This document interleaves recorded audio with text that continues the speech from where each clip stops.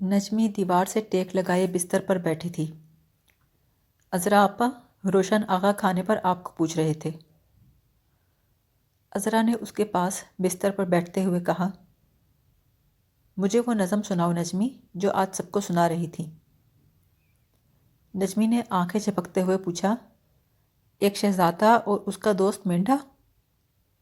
نہیں، بس اکیلا شہزادہ۔ نجمی نے دونوں ہاتھ اس کے کندھوں پر رکھ کر سمجھانے کی کوشش کی، نہیں عذرا آپا، اس کا دوست مینڈھا بھی۔ عذرا نے سرپٹا کر کہا، ارے نہیں بھائی، اکیلے شہزادے کی نظم سناؤ۔ اکیلا تو نہیں تھا وہ۔ نجمی آنکھیں جھپکنے لگی۔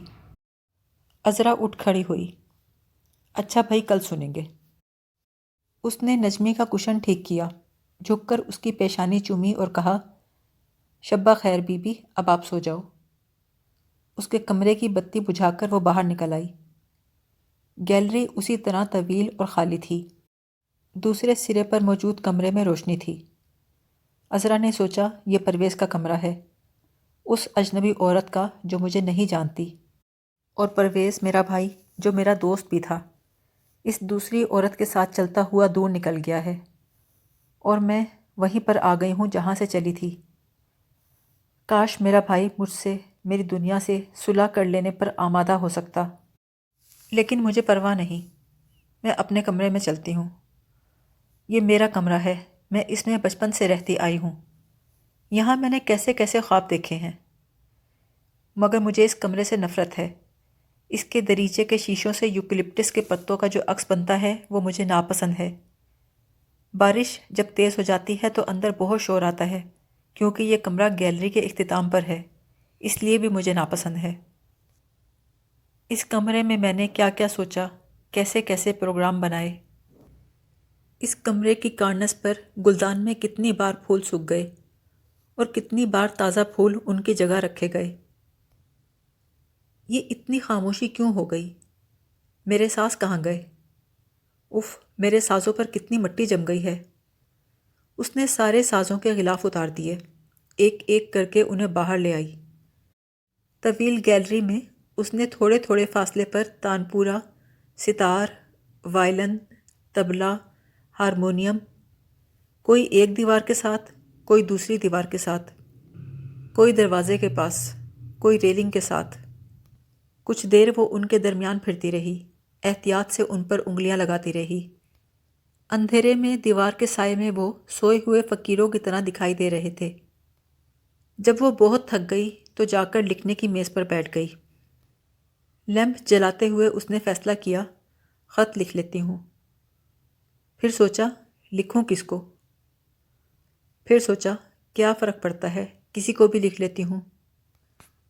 سر جھٹک کر اس نے لکھنا شروع کیا، پیاری شیریں، صبح سے بارش ہو رہی ہے، طبیعت سخت اوب گئی ہے۔ آج نجمی کی سالگرہ تھی، تمہیں سب نے بہت یاد کیا۔ گریگسن بھی آئی تھی، لیکن وہ کسی کو یاد نہیں کرتی۔ وہ مجھے بھی کچھ نہیں بتاتی۔ بھلا بتاؤ، اس میں کسی کا کیا قصور تھا؟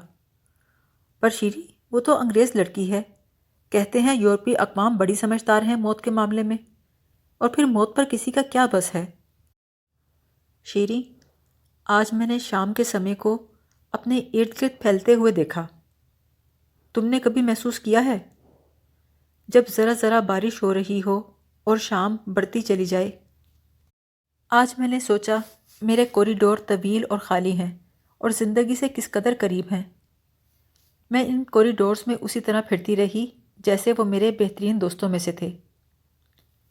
آج ایک گیلری میں مجھے چند ساز پڑے ہوئے ملے جو سب کے سب خاموش تھے۔ ان میں سے ایک ستار اب ریلنگ پہ جھکا ہوا ہے۔ شیریں، آج عمران بے حد اداس تھا، پرویز آیا جو نہیں۔ میرے خیال میں بچوں کو والدین کے پاس ہی رہنا چاہیے۔ نجمی آج سارا دن ننگے پاؤں بارش میں پھرتی رہی، مجھے ڈر ہے کہیں اسے زکام نہ ہو جائے۔ تمہارے بچے کیسے ہیں، منو اور گڈو؟ اور حامد بھائی کی صحت کیسی ہے؟ شیریں، ہم لوگ کس قدر تیزی سے بوڑھے ہوتے جا رہے ہیں، ہم اور تم اور سب۔ ایک بات بتاؤ شیریں، محبت کیا اتنا ہی دکھ دیتی ہے؟ کیا انسانوں کی یہی خطا ہے کہ وہ محبت کرتے ہیں؟ آخری سطریں گھسیٹ کر وہ کرسی کی پشت پر گر گئی۔ دریچے سے نظر آ رہا تھا بارش بہت تیزی سے ہو رہی تھی۔ بارش کے شور سے خالہ کی آنکھ کھلی۔ رات آدھی سے زیادہ گزر چکی تھی۔ انہوں نے سر اٹھا کر کمزور آواز میں مہری کو پکارا جو انہی کے کمرے میں سوتی تھی۔ کچھ دیر بعد انہوں نے اٹھ کر باہر جھانکا۔ عذرا کے کمرے کے کھلے دروازے سے روشنی نکل رہی تھی۔ وہ خاموشی سے اپنے کمرے سے نکل آئیں۔ برآمدے میں گئیں تو کسی شے سے ٹھوکر کھا کے گرتے گرتے بچیں۔ ان کی ٹھوکر ستار کو لگی تھی۔ اس کی تاروں میں خفیف سی جھنجھناہٹ پیدا ہوئی۔ عذرا بالکل سامنے بیٹھی تھی اور کھلے دریچے سے ہوا اور بارش اندر آ رہی تھی۔ انہوں نے تیزی سے جا کے دریچہ بند کیا۔ بی بی پاگل ہو گئی ہو؟ پھر کمبل اٹھا کر عذرا کے شانوں پر ڈالا اور قالین کو دیکھا جو آدھے سے زیادہ بھیگ چکا تھا۔ اتنا پانی پڑ رہا ہے اور آپ بیٹی بھیگ رہی ہیں، اتنی رات گئے۔ عذرا کرسی سے اٹھی اور کمبل کو شانوں پہ ٹھیک کر کے پھر بیٹھ گئی۔ خالہ کو اپنی جانب عجیب نظروں سے دیکھتے پا کر وہ گھبرا گئی۔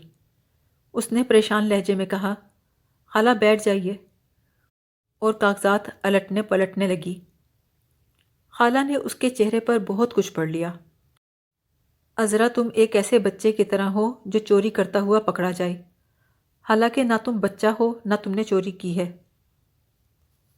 عذرا خاموش زخم خوردہ نظروں سے انہیں دیکھتی رہی۔ خالہ نے مضبوطی سے میز کا کونا پکڑ لیا۔ لمبی بیماری نے انہیں کمزور کر دیا تھا۔ ان کے سفید بالوں کی لٹیں ان کے کانوں پر بے ترتیبی سے پڑی تھیں۔ پھر وہ بہت دکھ سے بولی، تمہاری عمر ڈھل رہی ہے عذرا، تم بہت نادان ہو۔ عذرا نے دہل کر انہیں دیکھا۔ آپ اپنے کمرے میں جائیں خالہ، آپ یہاں کیوں آئی ہیں؟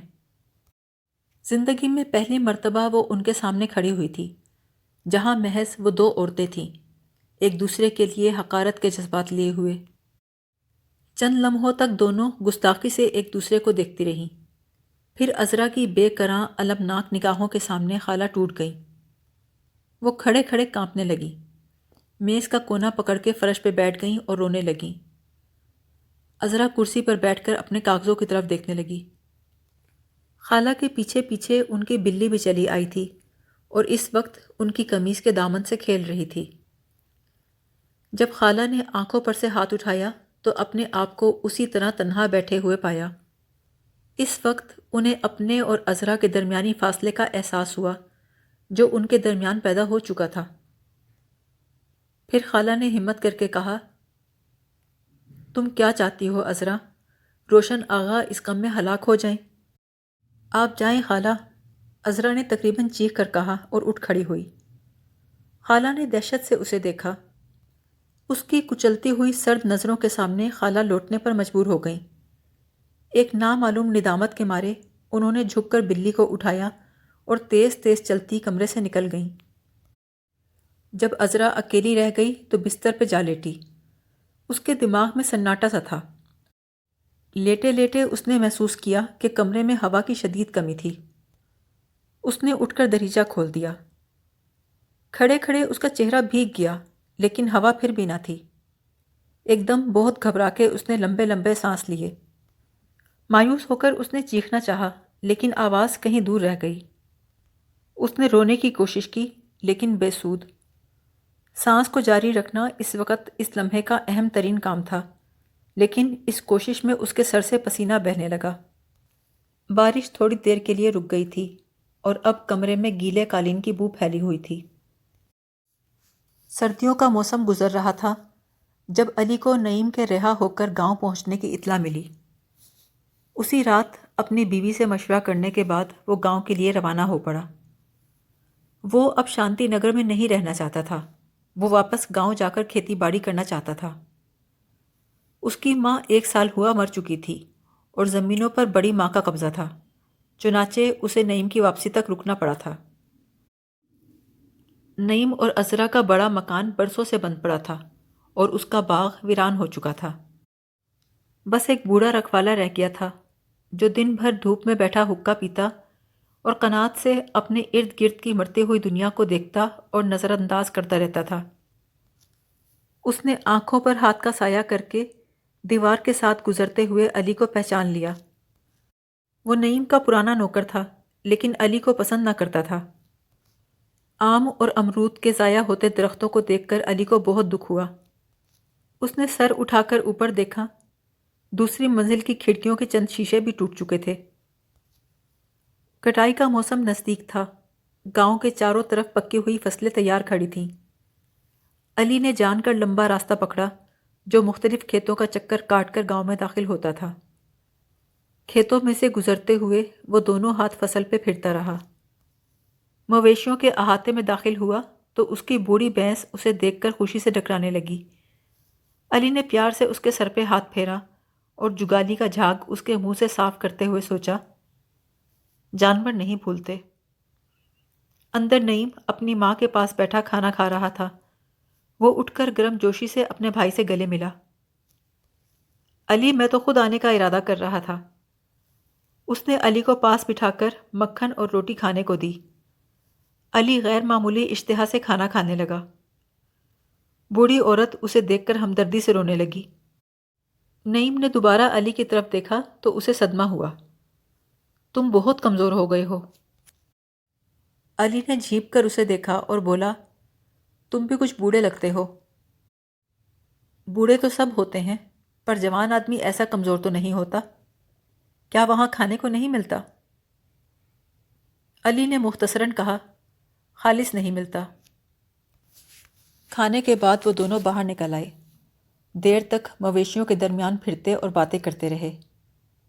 نعیم کے کہنے پر رکھوالا علی کو ہر مویشی کی پچھلی 5 سالہ زندگی کے حالات بتاتا رہا۔ ان سے فارغ ہونے کے بعد وہ کھیتوں کو نکل گئے۔ کوئی 1 پہر تک وہ فصلوں میں گھومتے رہے۔ راستے میں ان کو کئی پرانے دوست ملے جنہوں نے رک کر دونوں بھائیوں کی خیریت پوچھی اور ایک بار پھر انہیں اکٹھا دیکھنے پر خوشی کا اظہار کیا۔ نعیم نے ارادتاً اپنے بڑے گھر کی طرف جانے سے گریز کیا۔ گو علی نے 2-1 دفعہ دبی زبان سے خواہش ظاہر کی کہ انہیں وہاں جا کر کم از کم پھلدار درختوں کی حالت تو دیکھنی چاہیے۔ واپسی پر نعیم نے پوچھا، عائشہ کیسی ہے؟ علی نے جواب دیا، ٹھیک ہے۔ سپہر کو علی سو گیا۔ جب اٹھا تو شام پڑ رہی تھی اور نعیم کھانے کی تیاری کر رہا تھا۔ نعیم کی ماں نے دونوں کے آگے بھنے ہوئے پرندے اور گوبھی کے سالن کا کھانا لا کے رکھا۔ اس سے پہلے کہ وہ کھانا شروع کرتے نعیم بولا، علی، میں نے کہا نا کہ میں خود آنے والا تھا۔ علی سالن کی پلیٹ کو آہستہ آہستہ گھمانے لگا۔ خیر، تم آ گئے ہو۔ کئے دن کی چھٹی لے کر آئے ہو؟ علی کچھ دیر خاموش رہا، پھر بولا، میں وہاں نہیں رہنا چاہتا، گھر آنا چاہتا ہوں۔ نعیم نے ہاتھ میں پکڑی ہوئی روٹی برتن میں رکھ دی۔ ہاں، میں سمجھتا ہوں، پر ابھی کچھ دیر تمہیں وہیں رہنا پڑے گا۔ میں بھی تمہارے ساتھ رہوں گا۔ علی کے ہاتھ جو شوربے کی پلیٹ کو گھما رہے تھے رک گئے۔ وہ غصے سے بولا، تم نے ہمیشہ میرے ساتھ دشمنی کی ہے۔ نعیم نے بھی غصے سے کہا، احمق انسان، ہمیں ابھی مزدوروں میں کام کرنا ہے۔ مزدوروں کی جماعت اس وقت ہندوستان کی بہت بڑی طاقت ہے، تمہیں پتہ ہے؟ علی نے کہا، تو کیا میں بھی جیل جاؤں؟ تم نے یہاں سے مجھے نکالا، اب مجھے جیل بھیجنا چاہتے ہو؟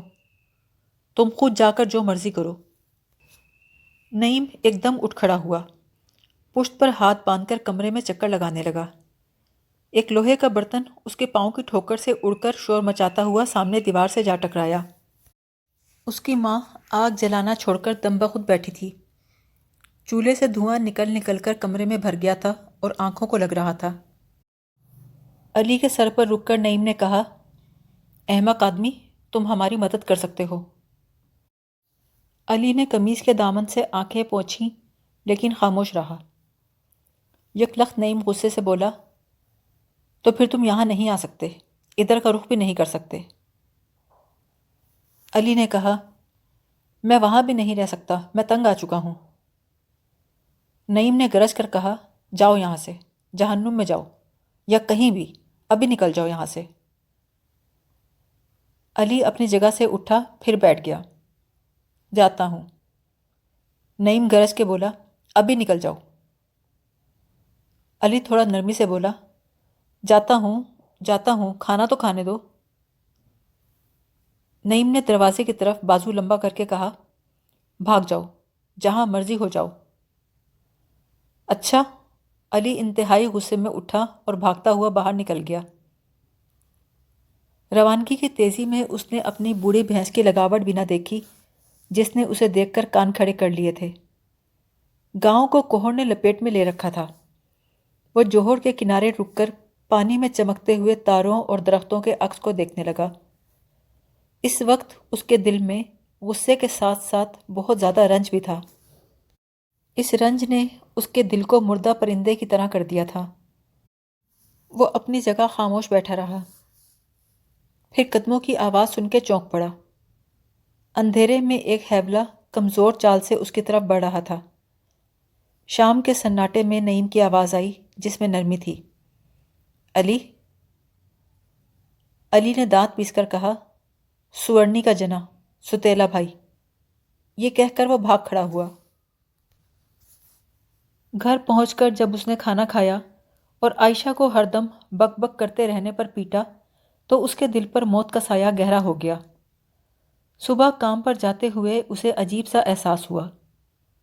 وہی گلیاں، وہی فیکٹری، وہی مشینیں، وہی دیواریں، وہی منظر، وہی لوگ جن سے وہ ہر روز ملتا تھا۔ وہی ہر چیز اس قدر یکساں اور غیر متبدل۔ دفتن اس جگہ کی تنگی اور خوفناک حد بندی کا احساس نے اس کے دل پہ بوجھ سا ڈال دیا۔ وہ فیکٹری کے دروازے سے لوٹ آیا اور یوں ہی ادھر ادھر چلتے چلتے اسٹیشن تک نکل آیا۔ کئی گھنٹے اور ریل کے اسٹیشن پر آتے جاتے مسافروں، ریل گاڑیوں، گڈمڈ ہوتی ہوئی لائنوں کو دیکھتا رہا۔ آخر وہ شمال کی طرف جانے والی ایک ریل گاڑی میں سوار ہو گیا۔ راستے میں کئی بار لوگوں نے اسے کسان جان کر نشست سے نیچے دھکیل دیا۔ مسافر اسے بھگوڑا سمجھ کر حقارت سے اس کی طرف دیکھتے ہوئے آپس میں باتیں کرتے رہے۔ وہ خاموش بیٹھا رہا۔ 30 گھنٹے کے سفر کے بعد ایک بہت بڑے ڈھکے ہوئے اسٹیشن پر پہنچ کر گاڑی خالی ہو گئی۔ اس نے جوتا پہنا اور باہر نکل آیا۔ یہ لاہور کا اسٹیشن تھا۔ وہ دیر تک بینچ پر بیٹھا آتے جاتے مسافروں کو دیکھتا رہا، پھر بھوک محسوس کر کے اٹھا اور چائے کے ٹھیلے والے کے پاس پہنچا۔ چائے والے نے اس کا حلیہ دیکھ کر پوچھا، یہاں کیسے آئے ہو؟ علی نے چائے کی پیالی خالی کر کے اسے پکڑاتے ہوئے کہا، ایسے ہی۔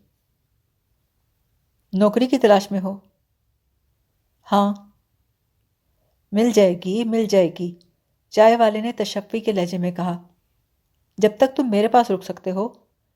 میں بھی دلی سے نوکری کی تلاش میں یہاں آیا تھا، یہاں آ کے کام شروع کر دیا، پھر یہیں جھوپڑا ڈال لیا۔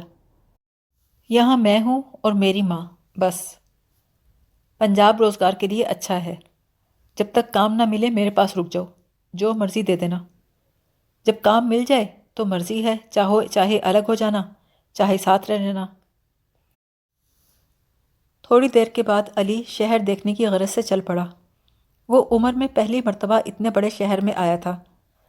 راستے میں کئی جگہ وہ دلچسپی کی چھوٹی موٹی چیزوں کے پاس رکا۔ ایک کیمرے والا سڑک کے کنارے ایک دیہاتی کی تصویر اتار رہا تھا۔ ایک جگہ ایک بڑے سے میدان میں سرکس لگا ہوا تھا۔ اس کے قریب سے ایک بیل گاڑی گزری جسے ایک کسان اور اس کی بیوی ہانک رہے تھے۔ چلتے چلتے علی ایک بازار میں داخل ہوا تو اس کا ماتھا ٹھنکا۔ بازار میں لوگ جمع تھے، لیکن ان میں وہ بد نظمی اور لاپرواہی نہیں تھی جو منظم شہری زندگی کی علامت ہوتی ہے۔ کاروبار معطل تھا اور لوگ چھوٹی چھوٹی ٹولیوں میں کھڑے ہراساں آواز میں باتیں کر رہے تھے۔ بازار کے درمیان جگہ جگہ پولیس کی غیر معمولی تعداد تھی۔ ایک دکان کے قریب ایک آوارہ بیل کھڑا کپڑے کے تھان کو چبا رہا تھا۔ علی کو یہ دیکھ کر دکھ ہوا کہ وہ خصی جانور تھا۔ وہ ہمیشہ سے ان خود غرض لوگوں کے خلاف تھا جو زیادہ کام لینے کی خاطر بیلوں کو خصی کرا دیتے تھے۔ اگلے بازار میں بھی لوگوں کا ویسا ہی ہجوم اور ویسی ہی بے رونقی تھی۔ ایک جگہ لوگ باقاعدہ جلوس کی شکل میں دونوں طرف جمع تھے۔ ان کے بیچوں بیچ چند باوردی لوگ ہاتھوں میں معمولی ہتھیار مثلاً لاٹھیاں اور تلواریں لیے سیدھی قطاروں میں کھڑے تھے۔ ایک شخص خاکی وردی میں ہاتھ میں بیلچہ اٹھائے ان قطاروں کے سرے پہ یوں کھڑا تھا جیسے ابھی ابھی تقریر کر کے ہٹا ہے۔ ہجوم سے دبے دبے نعروں کی آوازیں اٹھ رہی تھی۔ علی نے خطرہ محسوس کر کے وہاں سے گزرنا چاہا۔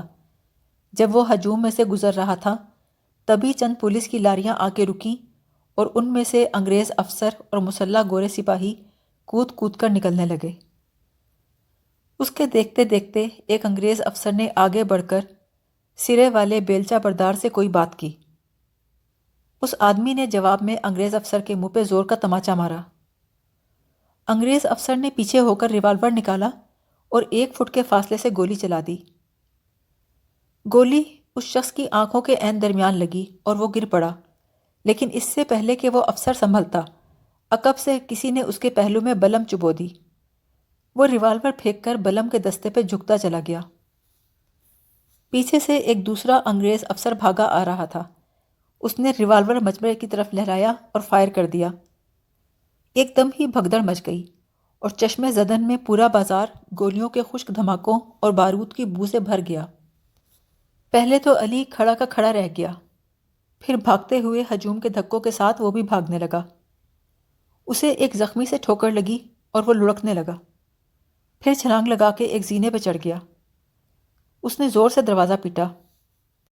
ایک پل کو مڑ کر تیزی سے گزرتی ہوئی زرد خوفزدہ شکلوں والی موت کا ناچ ناچتے لوگوں کو دیکھا، پھر اونچی آواز میں روتے ہوئے اس نے گالی دے کر دھڑا دھڑ دروازہ پیٹ ڈالا۔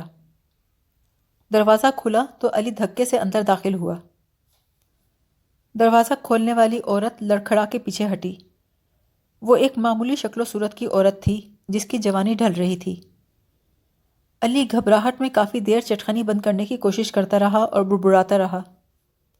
عورت نے بڑے لاپرواہانہ انداز میں اس کا ہاتھ جھٹک کے پیچھے کیا اور چٹخنی بند کر دی۔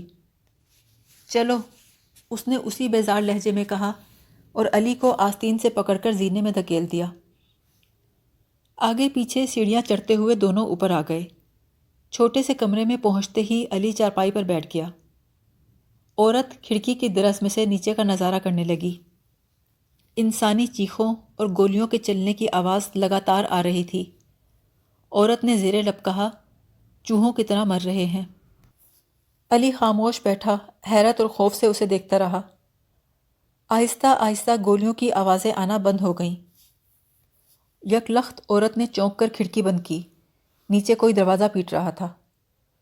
اس نے علی کو بازو سے پکڑا اور گھسیٹتی ہوئی دوسرے کمرے میں لے گئی۔ پچھلی طرف کی گلی میں اترنے والے ایک تاریک زینے میں نیچے آئی۔ آدھے راستے میں رک کر اس نے دیوار میں سے ایک تختہ ہٹایا اور علی کو دونوں ٹانگوں سے پکڑ کے اس میں دھکیل دیا۔ جاؤ، اندر جاؤ، چلو۔ جب وہ اندر گھس کے بیٹھ گیا تو عورت نے تختہ اپنی جگہ پہ برابر کر دیا اور واپس آ کر زینے کے دروازے کی کنڈی چڑھا دی۔ پھر اس نے جا کر بازار والا دروازہ کھول دیا۔ پولیس اور فوج کے سپاہی رائفلوں کے دستے بجاتے اوپر چڑھائے۔ ایک پنجابی سپاہی نے پوچھا، کہاں ہے؟ عورت نے کہا، کون؟ تیری ماں کا یار۔ یہاں کوئی نہیں ہے۔ ایک سپاہی نے ڈنڈا گھما کے اسے مارا۔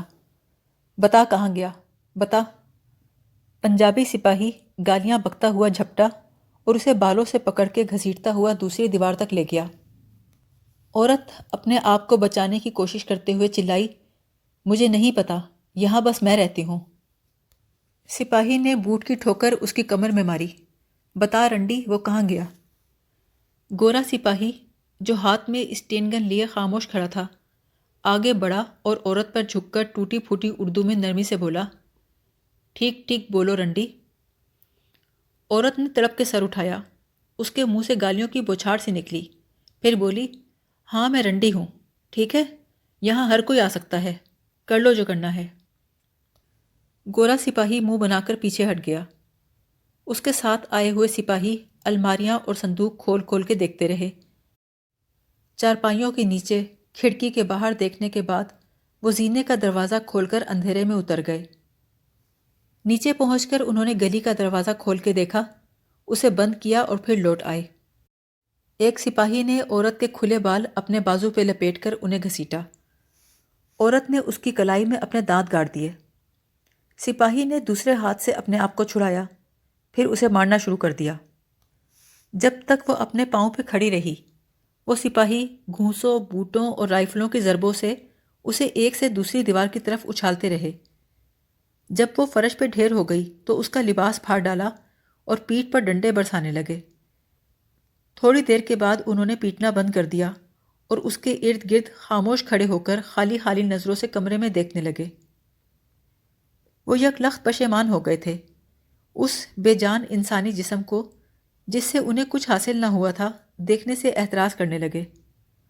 آخر گورے سپاہی نے اکتا کر کہا، بیکار ہے۔ وہ سیڑھیوں کی جانب لپکا، باقی سب بھی اس کے پیچھے پیچھے اتر گئے۔ جب علی کو دیوار سے کان لگائے بیٹھے بیٹھے کافی دیر ہو گئی اور کوئی آواز نہ آئی تو اس نے احتیاط سے تختہ ہٹایا اور سیڑھیوں پہ چڑھایا۔ پہلا کمرہ خالی تھا، دوسرے کمرے کے فرش پر وہ بے حس و حرکت پڑی تھی۔ علی اس کی حالت دیکھ کر ششتر کھڑا رہ گیا، پھر بھاگ بھاگ کر دروازے کھڑکیاں بند کرنے لگا۔ اس کے جسم پر ضربوں کے نشان تھے۔ علی نے اسے اٹھا کر دیوار کے سہارے بٹھانا چاہا لیکن وہ لڑک گئی۔ کافی دیر تک وہ اسے ہوش میں لانے کی بے سود کوششیں کرتا رہا۔ آہستہ آہستہ وہ خود بخود ہوش میں آ گئی۔ سب سے پہلی نظر اس نے اپنے آپ پر ڈالی۔ علی نے بستر سے چادر گھسیٹ کے اسے اڑا دی۔ وہ خاموشی سے چادر لپیٹتی ارد گرد دیکھتی رہی۔ علی نے بھونڈے پن سے اس کے کندھے پہ ہاتھ رکھا۔ دفتن وہ اس سے لپٹ کر پھوٹ پھوٹ کے رونے لگی۔ وہ اس کے آنسو پوچھتا رہا۔ وہ عورت جو اس کی کچھ نہ لگتی تھی، جو اسے جانتی بھی نہیں تھی، اسے ظلم سے بچانے کے لیے خود ظلم کا نشانہ بن گئی تھی۔ علی اس کے آنسو پوچھنے کے ساتھ اس کے جسم پر، اس کے کندھے پر، اس کے سر پہ ہاتھ پھیرتا رہا، پھر اسے احتیاط سے بازوؤں میں اٹھا کر لے جا کر چرپائی پہ لٹا دیا۔ وہ بازو پر سر رکھے دیوار کو دیکھتی دیکھتی نقاہت سے اونگنے لگی۔ دوبارہ جب اس کی آنکھ کھلی تو علی دیوار کے ساتھ بیٹھا اسی کو تک رہا تھا۔ وہ اٹھ کر بیٹھ گئی اور اداسی سے بولی، اب میں ٹھیک ہوں۔ علی نے کہا، تم لیٹی رہو۔ عورت بولی، اچھا ہوا تم باہر نہیں آئے، وہ تو تمہیں قتل کر دیتے۔ علی چارپائی کے پائے پہ رکھ کر اس کی طرف جھکا۔ تم سمجھتی ہو میں بزدل ہوں؟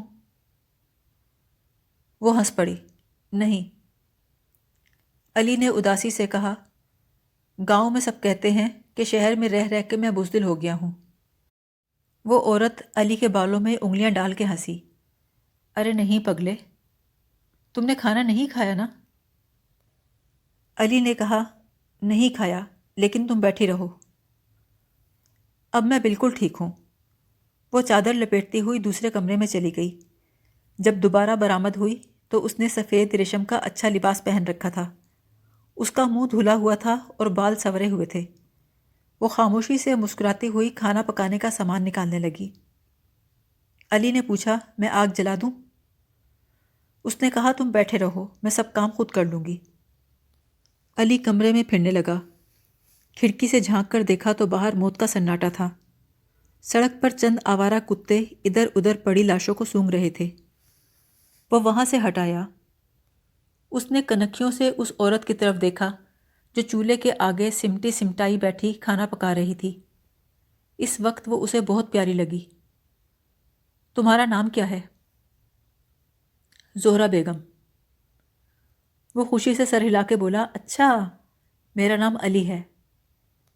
علی اس کے پاس بیٹھ کے بولا، تم بڑی مضبوط ہو، اتنی ضربوں نے تمہیں کوئی نقصان نہیں پہنچایا؟ وہ ہنس پڑی، تم گاؤں میں رہتے ہو؟ ہاں، ہم بھی گاؤں میں رہتے تھے۔ اچھا، کہاں؟ ہمارا گاؤں امرتسر کے پاس تھا۔ اب کہاں گیا؟ اب بھی ہے، لیکن میں وہاں نہیں جاتی۔ کیوں؟ جب میرا باپ مر گیا تو ہم نے گاؤں چھوڑ دیا۔ تمہاری زمین بھی تھی؟ پتہ نہیں، تب تو میں بہت چھوٹی تھی، مجھے بس ذرا ذرا یاد ہے۔ میرا باپ بہت نرم دل آدمی تھا۔ علی کو اس کی آواز دکھ میں ڈوبتی ہوئی معلوم ہوئی۔ وہ عورت بولی، تمہیں اپنے بچپن کی کوئی بات یاد آتی ہے؟ ہاں، سب سے پہلی بات یہ یاد آتی ہے کہ میرے باپ کے پاس 3 بھینسیں تھیں۔ سویرے سویرے جب میری ماں مکھن نکال لیتی تو ہمسایوں کے بچے اپنے اپنے برتن لے کے لسی لینے آیا کرتے۔ پھر علی نے اسے اپنے کام کے متعلق بتایا جو اسے قطعی پسند نہ تھا، اور عورت نے اسے صبح کے واقعے کے بارے میں بتایا کہ یہاں بازار کے آخر پر زمین کا ایک کتا تھا جو مسجد کے لیے وقف تھا۔ سکھ لوگ اس پر اپنا حق جتا کر گردوارہ بنانا چاہتے تھے۔ اس طرح یہ جگہ جو مدت سے جھگڑی کے سبب تھی، آج صبح اس سانحے کے بعد یہ جھگڑا ختم ہوا۔ اتنے میں کمرے کے دروازے پر دستک ہوئی۔ عورت کیواڑ کی اوٹ سے آنے والے سے بات کرنے لگی، پھر علی سے بولی، اب تم جاؤ، کل آ جانا۔ علی نے کہا، میں کہاں جاؤں اس وقت؟ اس نے بازو سے پکڑ کے علی کو اٹھایا اور سیڑھیاں اترنے لگی۔ آخری سیڑھی پہ رک کر دونوں ہاتھ علی کے کندھے پہ رکھے اور دھیرے سے بولی، کل پھر آنا۔ علی نے کہا، میرا یہاں کوئی نہیں، مجھے یہیں رہنے دو۔ نہیں، تم جاؤ۔ تو ٹھیک ہے، میں واپس نہیں آؤں گا۔ وہ اندازے سے سڑک کی طرف چل پڑا۔ اسے یہاں سے لوٹ کر پھر واپس اپنی مل یا کسی دوسری فیکٹری میں کام کے لیے جانا تھا۔ وہ پچھلے کئی سالوں سے شہر کی ملوں اور فیکٹریوں میں نوکریاں کر رہا تھا۔